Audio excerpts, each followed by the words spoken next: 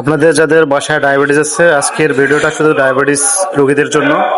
অর্থাৎ যাদের ডায়াবেটিস আছে তারা ডায়াবেটিসের যে কমপ্লিকেশন আছে, major complication, minor complication, microvascular complication, macrovascular complication, এসব কমপ্লিকেশন প্রিভেন্ট করার জন্য ডায়াবেটিস সবসময় কন্ট্রোলে রাখতে হবে। আর এই ডায়াবেটিস কন্ট্রোলে রাখার জন্য আপনাকে অবশ্যই 6, 7 এবং 8 এই তিনটা নাম্বারের একটা স্ট্রিক্টলি মনিটর করতে হবে। এই 6, 7, 8 এবং কি জানতে গেলে ভিডিওটা দেখুন।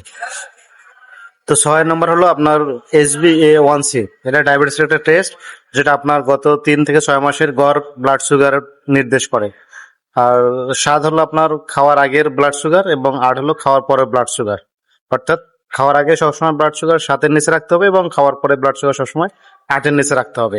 আপনি যদি এই 6, 7 এবং 8 সংখ্যা তিনটা স্ট্রিক্টলি মেনটেন করে চলতে পারেন, তাহলে আপনার ডায়াবেটিসের যে কমপ্লিকেশন আছে সেই কমপ্লিকেশনগুলো অনেক কমে যাবে। তো ধন্যবাদ সকলেই, ভালো থাকবেন, সুস্থ থাকবেন।